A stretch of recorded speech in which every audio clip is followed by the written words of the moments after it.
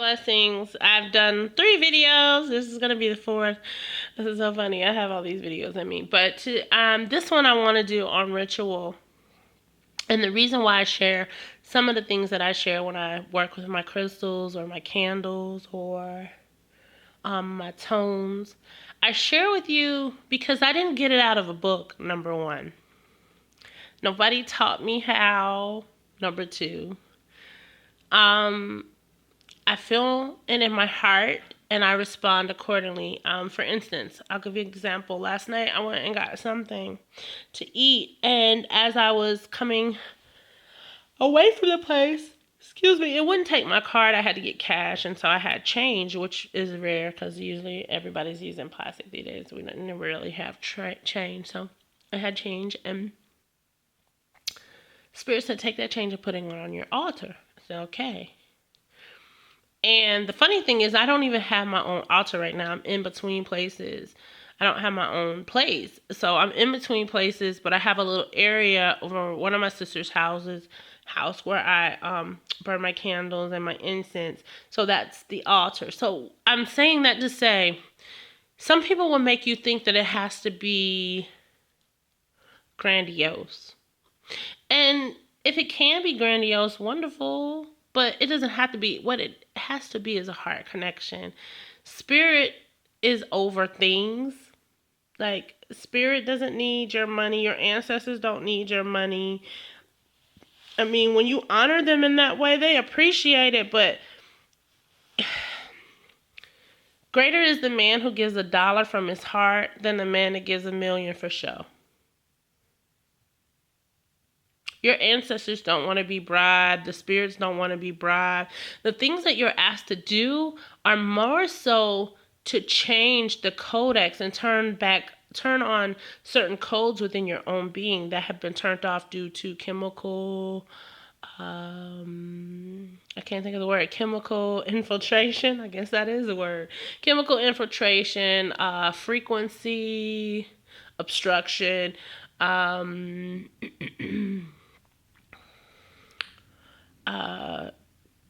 via food, water, air, sound, lighting.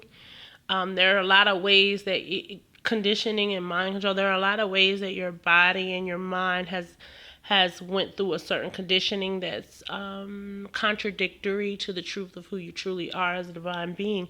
So when Spirit calls you into ritual, it is to remind your physical self and to turn on the codes that you came here with already on. I think I got brownie in my teeth. But anyway, that's what it is. It's to turn those codes back on and get you back attuned to the truth of you and understanding your power to create, understanding the point of focus. Sometimes the ritual is just about getting you into a place of focus where your mind is on that thing. Like when you do a vision board, you're focused on what you're doing every time you glue or staple or cut a picture. You're thinking about what you want to create. That is a meditation. And many of us in this lifetime have been pulled out of cycles of natural meditation. So Spirit will give us prompts that help us come back into our natural state of being in the now moment. So I came home and did that. So when I share pictures of my ritual, it's not to say, oh, look, I do voo-hoo, boo-boo, whatever. No, it's to say, you can do it too. It doesn't take anything but your heart to be in it. Go put your feet in the dirt. It's easy. Go touch a tree. It's easy. Go leave a piece of fruit at a tree. It's easy. Talk to your ancestors. Talk to your loved ones. It's easy. Sit down and be still. It's easy. Write a poem. It's easy.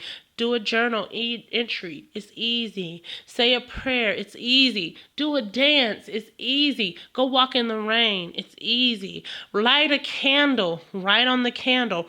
Write on your water. It's easy. Go stand out in the moonlight. It's easy. Charge your water, your crystals by the sun or the moon or the light. Charge yourself by the sun, the water, the moon or light. It's easy. When you're in the shower, give thanks to the water, to the goddesses, to the elements. It's easy. That's ritual. And ritual is your life. It's your breath. It's your smile. It's your tears.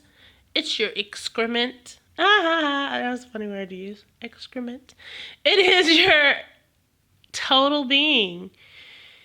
It is your breath. It is your silence. It is the darkness. It is the light. You are allowed to be connected to your highest self because your highest self already is. Take the pressure off of awakening and go back into being. Everybody wants to be awakened, and in their hope to be awakened, they're no longer being because they're getting caught up in other patterns of doing, busy. I know so many people who are busy with seminars, constantly listening to somebody else talking to their ear and still don't know their own voice. Constantly listening to someone else tell them who they are and still don't know who they are. Because you can't take another person's experience and make it your truth. The truth is you've lived a long and rich life and many lives. Look at your own truths. Stop judging your truth against her truth looks better than my truth. Her light looks brighter than my light. Her darkness looks sweeter than my darkness. Stop that. Just be where you are. Ritual is easy. And if you can go through an initiation process and learn traditions, that's great. But write your own book of enchantment and enlightenment. Write your own book of awareness and peace. And sometimes that's just saying thank you for what is already. What beautiful ritual is that? That you can just say thank you. What is an altar but with what's inside of you, your own heart, your own being, your own mind, your own spirit, your own awareness? That's your altar. That's your true altar. One crystal, one flower, one cup of water. It doesn't have to be a big ordeal. I have makeshift altars everywhere I go, and people don't even know. I carry an altar in my purse at all times. I have crystals and oils and all kinds of goodies in my purse. Nobody knows what's in my purse. I keep a bell in my purse. Sometimes, most of the time, I have my tambourine with me. I mean, I do my own thing. Nobody told me to do that. Because the truth is, I walk in spirit. I walk with spirit because I am. And so are you. So I pray that that helps. I love you ever so much. That's 4 or 5 videos for today. I think I did wonderful. I'm supposed to do a video a week. I pray that I do the due diligence to sit down and do this and just be still long enough to do this. Because see, when I get still, I just want to be still. I don't want to talk. I don't want to think. I just want to be still. But I pray and I will that you will find the keys that you need to unlock what is already on the inside of you. I am available for sessions. You can find me on Facebook as Sarah Smith, SarahSmith. I am on Instagram, Starfly7, Twitter as Starfly7 of Atlantis, Google Plus as Starfly Awakening, YouTube is Starfly Awakening. My email is starfly7, starfly, spelled exactly how it sounds with the number 7 at gmail.com. And it is always my pleasure to serve you. I also do energetic wellness kits and packages, chakra sets, where I go and pick stones for your chakras from an intuitive empathetic standpoint or empath standpoint.